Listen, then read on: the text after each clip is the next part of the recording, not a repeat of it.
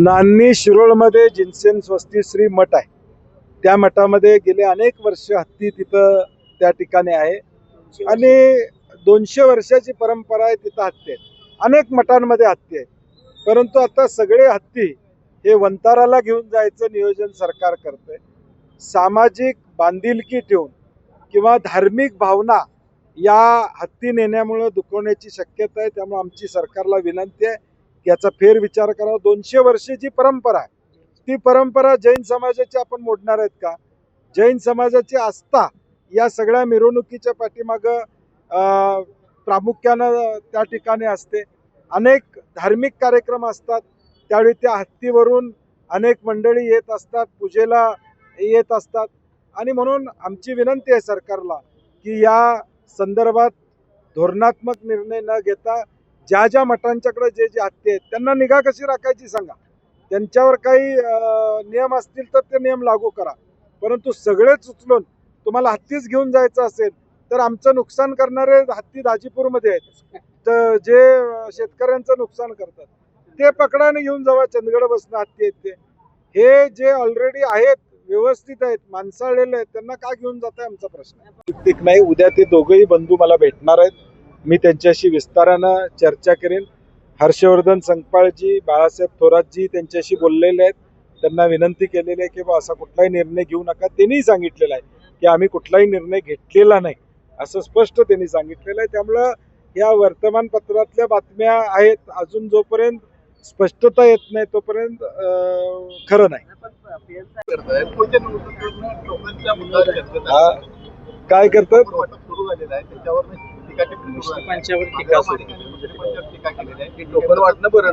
मला वाटतं महाडिक साहेबांनी हा करणं म्हणजे विनोद आहे. त्यांनी आजपर्यंत काय राजकारण केलं? उलट जिल्ह्यामध्ये राजकारण जे काही झालं ते त्यांच्या कार्यकाळातच पूर्वी संघटनात्मक ताकदीचं किंवा पक्षाचं राजकारण होतं. त्याला खीळ कुणी बसवली? पैशाचं राजकारण या जिल्ह्यामध्ये प्रथम कुणी आणलं? याचा इतिहास त्यांनी थोडा तपासावा. संजय राऊतांचा एक ट्विट. अधिवेशनामध्ये आम्ही बघितलं साधारणपणे ज्या माहित्या बाहेर येत होत्या, जे व्हिडिओज बाहेर येत होते, खाजगी घरातला संजय शिरसाटांचा व्हिडिओ कसा बाहेर आला आता आम्हाला माहित नाही. तो माध्यमांच्यापर्यंत कसा पोचला हे आम्हाला माहित नाही. त्याच्या मागं कोण होतं हे आम्हाला माहित नाही. आणि म्हणून एकूण जे काही चित्र दिसतंय त्याच्यावरून एकनाथ शिंदेची गरज संपलेली आहे असं साधारणपणे भाजपची धारणा झालेली आहे.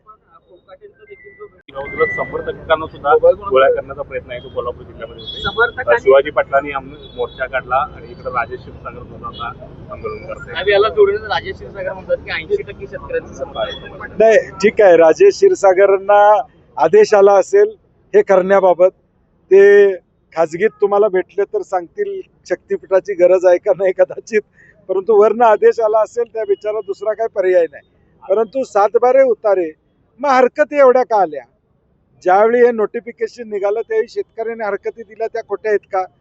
हजारो हरकती शेतकऱ्यांनी दिल्या त्या खोट्या आहेत का? आणि म्हणून मला वाटते त्यांच्यावर शिवाजी पाटील असू देत किंवा राजेश क्षीरसागर असेल यांच्या डोक्यावर बंदूक आहे की हे करा, आंदोलन करा, पाठिंबा द्या. ते म्हणून मला वाटतं की त्यांनी नीट माहिती घ्यावी की शेतकरी किती त्यामध्ये आहे.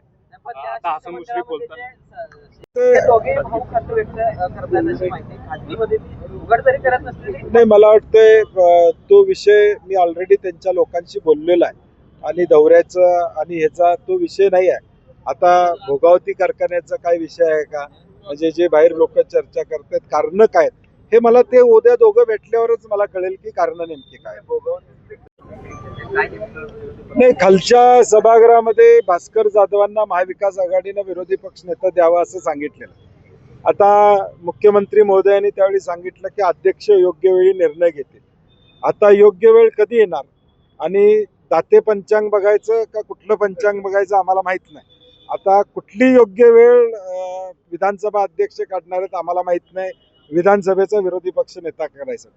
विधान परिषदचा विरोधी पक्ष नेते अंबादास दानवे हे 29 ऑगस्ट पर्यंत त्यांची अजून मुदत आहे. आमदारकीची त्यांची मुदत आहे.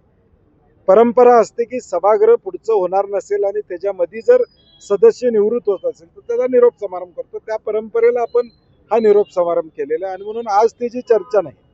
पण क्लेम काँग्रेस नाही, हा विषय वेगळा आहे. साधारण जमीन केवढी होती ते पण तपासले का? हा नाही, हा विषय वेगळा आहे. पैसे मोबदला हा विषय आमच्या पुढे चर्चाच नाही. आम्ही मुळात म्हणतोय गरज नसलेला हा शक्तीपीठ आहे. मोबदला हा आमच्या पुढे विषयच नाही आहे. त्यामुळे त्यांनी 6 पट मागण्यामागचं कारण कदाचित त्यांच्याही डोक्यावर बंदूक असेल म्हणून 6 पट मागावं म्हणजे घेतली जाणार नाही.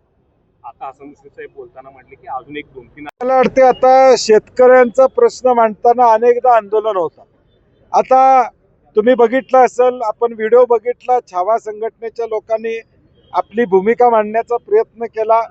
भूमिका मांडून ते बाहेर आले. प्रदेशाध्यक्षांनी निवेदन रीतसर स्वीकारलं. बाहेर आल्यावर त्यांना मारणं म्हणजे हे किती अमानुष आहे. म्हणजे दहशतवाद किंवा दहशत पसरायची, सरकारविरुद्ध कोणी बोलेल त्याला आम्ही असंच उत्तर देऊ, हे महाराष्ट्राच्या लोकशाहीमध्ये चालणार नाही. स्वर्गीय यशवंतराव चव्हाण साहेबांना अभिप्रेत असणारा महाराष्ट्र असा नव्हता. आणि म्हणून मला वाटते पोलिसांनी मारणाऱ्यांच्या विरुद्ध कारवाई करावी अशी आमची अपेक्षा असणार. संजय राऊतांनी अजितदादांना भेटून विनंती केली होती की सहकार हा राज्याचा सहकार आहे, तुम्हाला असं करता येणार नाही. राष्ट्रवादी पवारसाहेब गटाचे आमदार अशोक पवारजींना असंच थांबवलं होतं. त्यांनी हायकोर्टातनं जाऊन ऑर्डर घेतली आणि पैसे द्यावे लागते. शासनाला असं एक पिक अँड चूज करता येत नाही. धोरण स्वीकारलं तर सगळ्यांसाठी द्यावं लागेल. सगळ्या कारखान्यांना मदत करायची तर अडचणीतल्या सगळ्यांनाच मदत करावी लागेल. मुश्रीफ साहेब महायुतीचा नारा म्हणतात, तुमची काय भूमिका असणार? नाही, मला वाटतं अजून बरं वर्षभर आहे. जिल्हा परिषद आहे, पंचायत समिती आहेत, बरंच पाणी वाहून जाणार आहे. आता एक तालुक्यात 2-2, 3-3 गट एकत्र आलेले आहेत. त्यांचा संसार कसा होणार आहे हे मला आता जिल्हा परिषदला कळेल, महापालिकेला कळेल, नगरपालिकेला कळेल की तो कसा होणार आहे. त्यातून आमची वाटचाल महाविकास आघाडी म्हणून चांगलीच दिसेल आपल्याला. आणि बागायती क्षेत्रात जाणार नाही जास्त, त्या ठिकाणाहून सुद्धा महामार्ग निर्माणाच्या संदर्भात आमची भूमिका आहे आणि मुख्यमंत्री या महामार्गासाठी आग्रही आहे. नाही, कोल्हापूर पुरता हा विषय नाही, 12 जिल्ह्याचा विषय आहे. 12 जिल्ह्यातून या महामार्गाला विरोध आहे. आपण सगळीकडे बघताय, परभणी असू दे, धाराशिव असू दे, सोलापूर असू दे, सगळीकडे शेतकऱ्यांनी विरोध केलाय. सांगलीमध्ये विरोध केलाय. विषय एका जिल्ह्यापुरता नाही आहे. गरज नसलेला महामार्ग नको अशी आमची साधारणपणे भूमिका आहे. एक्झिस्टिंग हायवेला जोडणारे रस्ते तुम्ही मजबूत करा, ते 4 लेन करा. आता पुणे कोल्हापूर गेले 5 वर्ष हा रस्ता 6 पदरी आहे. अजून आमचा पंचगंगेवरच्या पुलाचा प्रश्न प्रलंबित आहे. जे प्रश्न प्रलंबित आहेत ते करा. शहरांमध्ये पैसे द्या. 100 कोटीचे रस्ते कुठे आहेत आम्हाला हुडकावं लागते. ती क्वालिटीची कामं करा, त्याच्यावर लक्ष द्या. गरज नसलेला महामार्ग करू नये अशी अलाइनमेंट चेंज झाले तरी नाही, अलाइनमेंट चेंजचा विषयच नाही. महामार्ग नको. राहुल पाटीलांच्या संदर्भात काय, कारण राष्ट्रवादीच्या वाटेकडे चर्चा ठिकाणी सुरू आलेलं आहे. नाही म्हणून हे कुठेतरी एकमेकांच्या संदर्भात कुरघोड्या करण्याचं काम सुरू आहे. मी पहिल्यापासून सांगतोय, ही महायुती नॅचरल अलायन्स नाही आहे. हा आउट ऑफ कंपल्शन झालेला अलायन्स आहे, जबरदस्ती झालेला अलायन्स आहे. आणि त्यामुळे या एकमेकात सुसंवाद नाही आहे हे दिसून आलेलं आहे. प्रत्येक मंत्री म्हणतो आम्हाला निधी नाही आहे. राज्यमंत्री सभागृहात सांगतात मला अधिकार नाही आहेत. म्हणजे उत्तराला ते येतात क्रम सांगतात की मला अधिकार नाही आहे. एकूणच सरकारमध्ये अंदागोंदी चालू आहे. प्रत्येकजण आपापल्या खात्यातला वाटा कसा काढता येईल याच्या पलीकडं महाराष्ट्र म्हणून बघताना या ठिकाणी दिसत नाही. एकीकडे गोकुळवर महायुतीचा अध्यक्ष करावा, काय सांगाल जनसुरक्षा या नियमाबद्दल आक्रोश कुठेतरी होताना दिसतोय. आज त्या संदर्भात आंदोलन देखील. जनसुरक्षा विधेयकामध्ये काही सूचना आम्ही सांगितल्या होत्या, त्याची अंमलबजावणी झाली नाही. विधान परिषदमध्ये ज्यावेळी आलं त्यावेळी आम्ही डिसेंट नोट देऊन हे विधेयक रद्द करा अशी भूमिका मांडली. कारण की UAPA कायदा असेल किंवा आत्ताचे कायदे आहेत त्यामध्ये याचा तरतुदी करा, केंद्राचा कायदा स्ट्रॉंग करा अशी आम्ही भूमिका मांडली होती. परंतु कुठंतरी आंदोलनं, संघटना पातळीवरचे आंदोलनं, सरकारच्या विरोधातली आंदोलनावर ही अर्बन नक्षलवादी ठरवायची आणि त्यांच्यावर कारवाई करायची असं एक षडयंत्र सरकारचं आहे.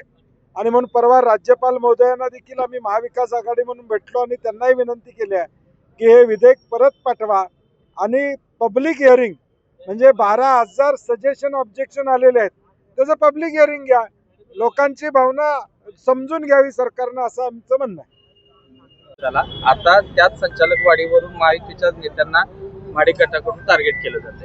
नाही, मला वाटतंय एक सरासर विचार करून गोकुळची उलाढाल 4,000 कोटीवर गेलेली आहे. जनावरं 5 ते 6 लाखाच्या पुढं जनावरं गेलेली आहेत. व्याप्ती वाढलेली आहे. ज्यावेळी जिल्हा मध्यवर्ती बँकेमध्ये आम्ही निर्णय घेतला त्यावेळी जिल्हा मध्यवर्ती बँकेच्या ठेवी आणि त्याची व्याप्ती वाढली म्हणून आपण संचालक वाढीचा निर्णय प्रामुख्याने घेतला. कारण की शेवटी विश्वस्त जेवढे असतील आणि सहकार कायद्यामध्ये तरतूद आहे, असं नाही की आपण चुकीचं काय करतोय, सहकार कायद्यातली तरतूद आहे. आणि म्हणून व्याप हा गोकुळचा वाढलेला बघता अजून 4 संचालक असले तर संस्था चालवण्यासाठी चांगल्या पद्धतीनं मदत होईल, हा एकमेव उद्देश आहे. आता महायुतीत काय चाललंय ते महायुतीतल्या नेत्यांना तुम्ही विचारणं संयुक्तिक राहील. मी मगाशी सांगितलं, त्यांचं तुझं माझं जमाना तुझ्या विना कर्मेना अशी महायुती सध्या आहे. शक्तीपीठच्या विरोधात देखील म्हटले तर ते आमच्याकडे येणार असतील तर आम्ही मोठ्या मनानं त्यांचं स्वागत करू. नाही, मला वाटते मला ते उद्या दोघंही बंधू भेटणार आहेत. माझी काल त्यांची फोनवरनं चर्चा झालेली आहे. दोघंही भेटतील. काँग्रेस म्हणून PN साहेबांनी आपली हयात काँग्रेसमध्ये काढलेली आहे. बोंद्रे दादांचा गट हा PN साहेबांच्यावर पुढच्या काळात राहिला आणि PN साहेब काँग्रेस म्हणून या ठिकाणी राहिले. या मतदारसंघाची भौगोलिक रचना बघितली तर करवीर, पन्हाळा आणि गगनबावडा अशी भौगोलिक रचना साधारणपणे या विभागाची आहे. आणि सगळ्यांचीच मोठी ताकद या गगनबावडा असू दे, पन्हाळा असू दे, करवीर जुना असू दे, नवा करवीर असू दे, सगळ्या गटातटाची ताकद प्रचंडपणे येत आहे. आणि गटातटाची ताकद कुणाची आहे तर ती काँग्रेस पक्षाची आहे. मूळचा काँग्रेस पक्षाची ताकद यामध्ये. त्यामुळे मला नाही वाटत ते असा काय निर्णय घेतील. आणि ऑलरेडी चंद्रदीप नरके तिथं आहेत. 25 वर्ष PN पाटील गटाच्या लोकांचं आणि नरकेंचं गावागावामध्ये वांदे आहेत, गावागावामध्ये भांडणं आहेत. आणि म्हणून मला नाही वाटत हा काय निर्णय ते घेतील असं मला वाटत नाही. माझा प्रयत्न असणार आहे की ते जाऊ नयेत, यासाठी माझा प्रामाणिक प्रयत्न असणार. कारण की आत्ता जे नाना पटोले जे असतील, विजय वडेट्टीवार असतील, सभागृहात वरच्या सभागृहात अंबादास दानवे असतील, या संदर्भातलं जे पुढे येतंय एकूणच सगळं बघितल्यानंतर कदाचित हे शक्यता नाकारता येत नाही. समृद्धीमध्ये ज्यांचं हात हे झाले त्यातले काही अधिकारी आहेत अशी आमची माहिती प्रामुख्यानं त्या ठिकाणी 3-4 हॉटेल्स नाशिकमध्ये आहेत. त्या हॉटेल्समध्ये हा सगळा कारभार घडला अशी चर्चा पुढे येते. आणि म्हणून मला वाटते की शासनानं आता पोलीस तपास करत आहेत. पोलिसांना आमची विनंती आहे की तपास हा जाहीर करावा, कोर्टात घालावा की नेमकं यातलं खरं काय खोटं काय. शंका जी महाराष्ट्रात निर्माण झाली आहे त्याचं निरसन झालं पाहिजे. आणि पोलीस खात्याची जबाबदारी आहे की हा हनी ट्रॅप होता का नव्हता, असेल तर कुणी केला त्यांच्यावर कारवाई केली पाहिजे. म्हणजे पुढं या ठिकाणी अनेक लोकांना मेसेज जाईल अशा पद्धतीचा. आणि म्हणून मला वाटतं सरकारनं यामध्ये हे लपवून ठेवून त्याचा राजकीय वापर न करता हे बाहेर काढावा अशी आमची अपेक्षा आहे. आणखी काय यामध्ये दिसते कारण ज्या ठिकाणी न्यायालयात याचिका दाखल करून हे सगळं प्रकरण करण्यात आलं. नाही, न्यायालयात ही मंडळी गेली, आता सुप्रीम कोर्टात पुढे ही मंडळी जाणार आहेत. जैन समाजाच्या धार्मिक भावना दुखावल्या जातात. मूळ मुद्दा काय की तिथं हत्तीची निगा राखली नसती, त्याच्यावर अत्याचार होत असतील तर ती ठीक आहे, आपण समजू शकतो की प्राण्यांचा कायदा आहे. परंतु तिथं हत्ती स्वतःपेक्षा जैन समाज त्याची जास्त काळजी करतोय. स्वतःपेक्षा त्याची देखभाल चांगली जर जैन समाज करत असेल तर मला वाटतं जैन समाजावर हा अन्याय असं माझं मत आहे. महाविकास आघाडी म्हणून आमचं संख्याबळ तिथं जास्त असल्यामुळे क्लेम साहजिकपणे काँग्रेसचा असेलच. चला.